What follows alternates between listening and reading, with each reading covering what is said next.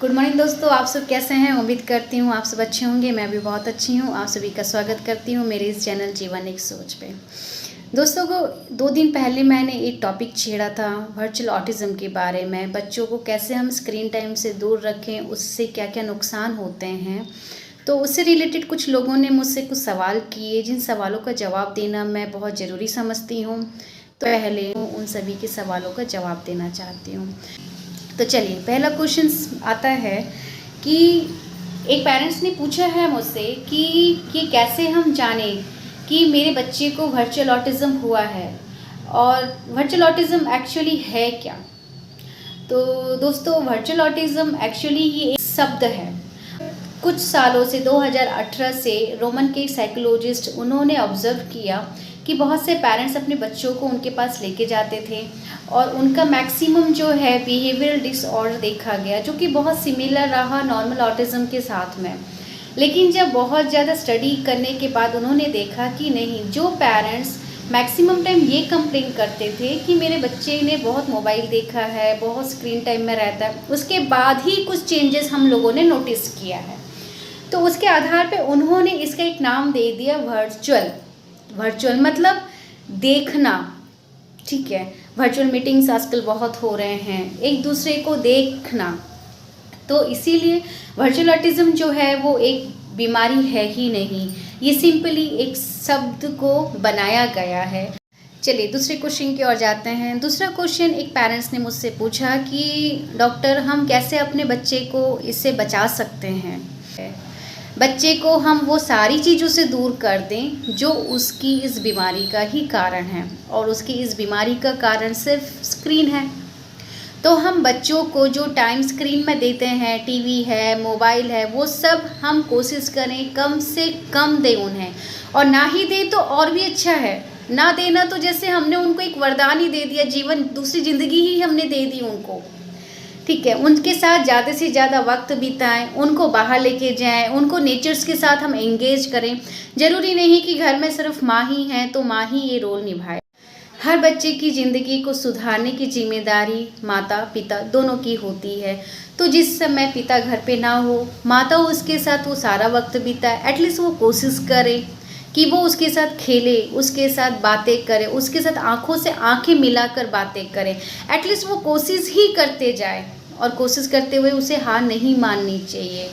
जितना ज़्यादा वक्त हम उससे देंगे, उतनी ही जल्दी हम उससे उसकी ज़िंदगी की जो पिछली चीज़ें हैं जिन्होंने उसने छोड़ दिया है, वो सारी चीज़ें उसके पास वापस लौट कर आ जाएगी।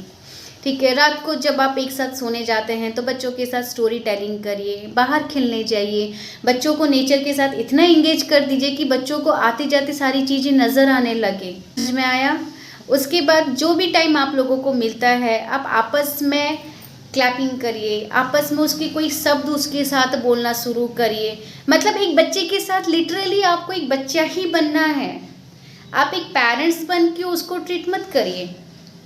एक 2 साल के बच्चे के साथ आपको 2 साल का ही बच्चा बनना होगा, तभी जाकर आप उसकी मानसिक स्थिति को समझ पाएंगे, आप उसके साथ टाइम दे पाएंगे, आप उसके संग खेल पाएंगे। दोस्तों, वर्चुअल ऑटिज़म को ठीक करने का सिर्फ एक ही उपाय है, स्क्रीन से दूर रखें और अपना सारा वक्त, बहुमूल्य वक्त अपने बहुमूल्य बच्चों को ही दें। जितना वक्त आप उसके साथ एंगेज रहेंगे, उतना ही वक्त वो आपको समझेगा, आपके शब्दों को समझने की कोशिश करेगा। ठीक है। तीसरा क्वेश्चन आता है एक पेरेंट्स का कि डॉक्टर, मुझे कैसे पता चलेगा कि मेरे बच्चे को वर्चुअल ऑटिज़म हुआ है। ये क्वेश्चन बहुत ही अच्छा क्वेश्चन है और इसका जवाब देना मैं बहुत ज़रूरी समझती हूँ।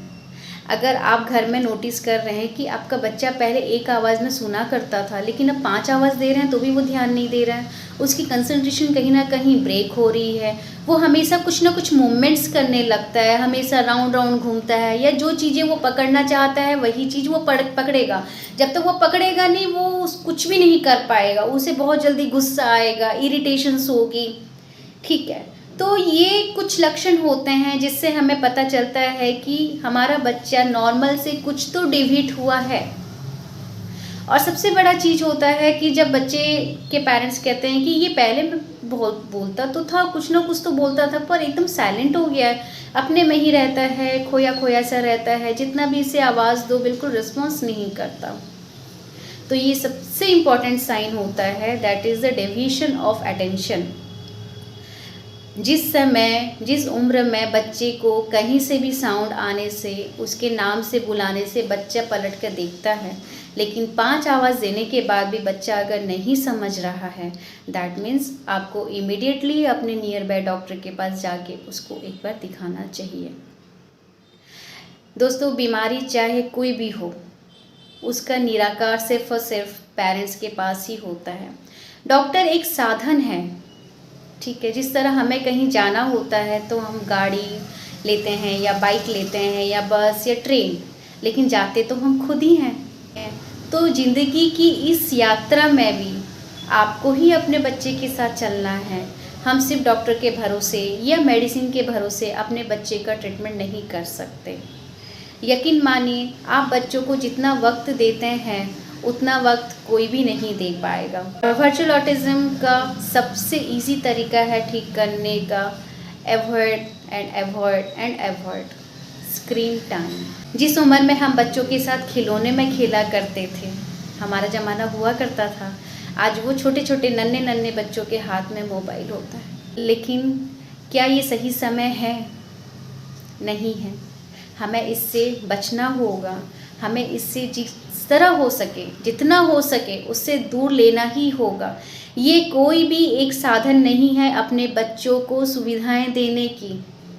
स्मार्टफोन बच्चे के लिए सिर्फ और सिर्फ एक जहर है और इसका कोई भी निराकार नहीं है, ठीक है।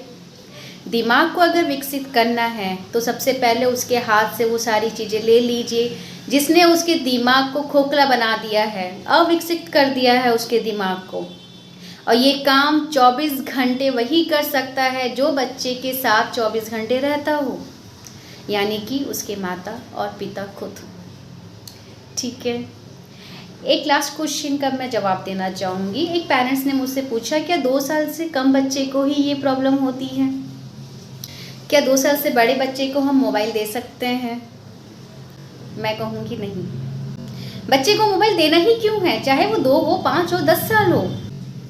मोबाइल किसी भी उम्र में नहीं देना चाहिए जब तक उसकी ज़रूरतें ही ना हों। अपने घर को, अपने बच्चे को सही शिक्षा, सही साधन जुटाएं और सही रास्ता दिखाएं, बस इतना ही। अगर इससे रिलेटेड आपके और भी सवाल हों तो मेरे कमेंट बॉक्स में डाल दीजिए। उम्मीद करती हूँ कि आज जो भी सवाल पूछे गए थे मैंने उसके जवाब सही से दिए। नमस्कार।